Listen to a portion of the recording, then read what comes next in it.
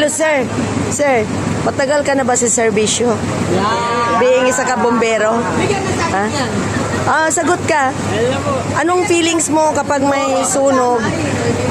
Mahihiya pa. Di ba, Bravis brother, di ba?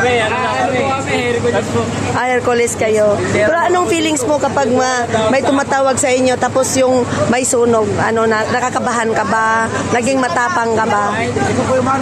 Ha? Naging matapang ka ba? Kasi nakakatulong kami sa Iyon ang trabaho ninyo, di ba? Oo, dapat mag-save talaga kayo ng mga buhay ng tao, di ba? Oo. Ikaw, matapang ka bang bombero? Ha? Huwag kang mahiya, magre-rescue ka ng buhay eh. Matapang ka ba? matapang ako, Nay.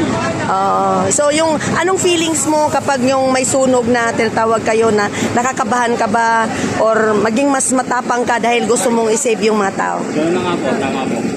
Yun. Yun ang dapat nating gawin. Pero alam mo, service yung publiko from PBBM. Tingnan mo naman, 10 kayong batch, di ba? So, kaya ngayon, ayon, ang tapang-tapang ng mga bombero. So, na-interview na natin ang iba dito. Napakatapang nila at talagang serbisyo publiko.